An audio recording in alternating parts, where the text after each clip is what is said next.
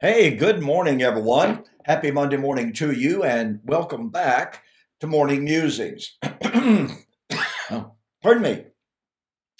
My name is Don K. Preston. I am the president of Preterist Research Institute of Ardenville, Oklahoma. Really appreciate you being with me.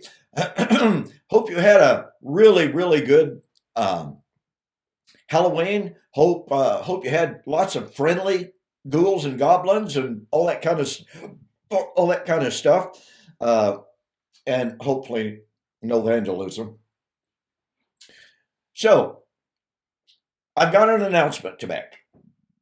Some of you have already discovered this, and I posted on Facebook an announcement heralding what is about to get to happen. All right, but it is here. All right, my brand new book entitled Foretold, Failed, Future, or Fulfilled. Now, if you keep up with the current theological and eschatological landscape, if you do any reading, if you listen to any of the prominent dispensational ministers, preachers, if you read anything, you know that one of the most fundamental doctrines of dispensationalism is that the Old Testament foretold a Davidic messianic kingdom to be established in the last days in fulfillment of the 70 weeks of Daniel. And you know, by listening to those ministers, that Jesus came during that right period of time. But although he offered the kingdom to Israel, Israel rejected the kingdom. They rejected Jesus' offer. And as a result of that, as Thomas Ice says in the book End Time Controversy, page 115, he says it was unfortunate that because of the Jewish unbelief, that unbelief made it, quote, impossible, unquote, for God to establish the kingdom. So what did he do? He postponed the kingdom. And whereas Daniel chapter 9 said the kingdom would be established within the 70th week, they have inserted, and they continue to insert, a 2,000-year gap between the 69th and the 70th week. 2,000-year gap. All because the original prophecy, which posited fulfillment for the first century, failed. Now, let me observe. When I made the comment that dispensationalism preaches a doctrine of failure, that was during a public debate with Thomas Ice. He said, I do not preach of the failure of the kingdom. And I said, of course you do. You say it was supposed to be in the first century, but Jewish unbelief made it impossible to do. Therefore, God postponed it. And he said, that's not failure. Well, that's like saying, ladies and gentlemen, that's like saying, my wife wants a new car. She doesn't. And she says, honey, why don't you go buy us a new car? And I say, okay, here's what I'm going to do. I'm going to go down to our local Ford dealer, which, no, she doesn't want a Mustang, unfortunately. But hypothetically, I say, okay, I'm going to go buy a new Mustang GT. Can't afford one, but anyway. So I say, I'm going tomorrow, going to buy you a new Mustang. She won't be Mustang Sally, she'll be Mustang Jan. So I go to the Ford dealership and I haggle and I deal. Don't make a deal. They reject my offer. So I come home without a new car for my wife. She goes, "Where's my new car?" I said, "Well, they rejected my offer. I made several offers. They rejected it. I couldn't buy a car. They made it impossible for me to do so." Do you think that my wife would say I had not failed? Would you think my wife would say, "That's okay, honey. We'll get one in 20 or 30 years"? Folks, this makes no sense whatsoever. It doesn't even make good nonsense.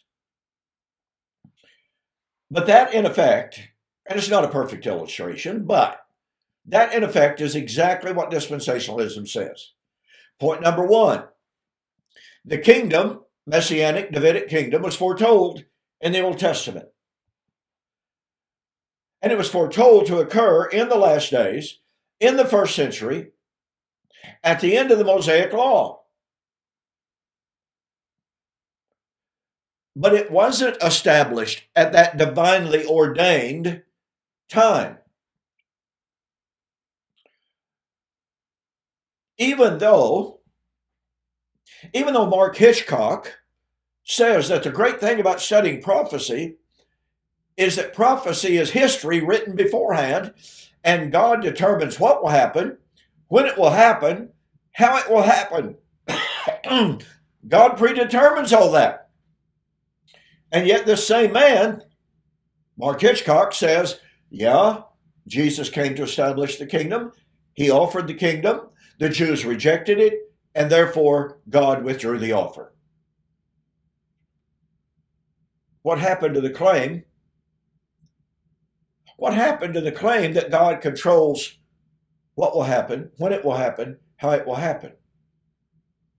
If God was in control,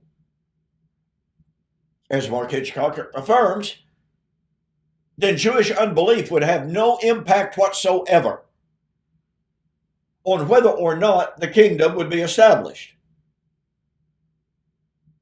So, the kingdom was foretold, but it failed, according to dispensationalists. So they put that kingdom off in our future.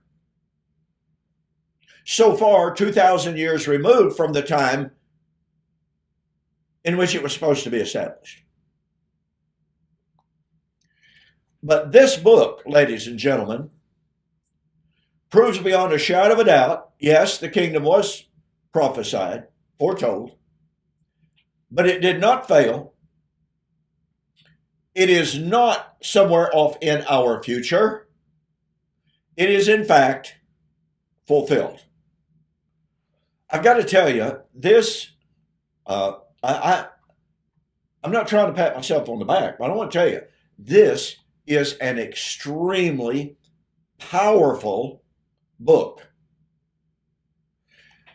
This is an assimilation, gathering up, of an awful lot of arguments that I have heard, that I have read, that I've encountered even in formal public debate with dispensationalists, and the biblical response to them. If you've ever pondered, how could God make a prediction about what would happen, when it would happen, and how it would happen? And he said, I will not alter my word. My servant will not fail. And I will laugh at man's efforts to thwart my plan.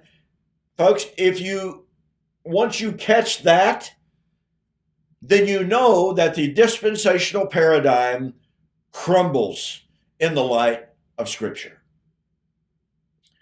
And I document every bit of this in this little book.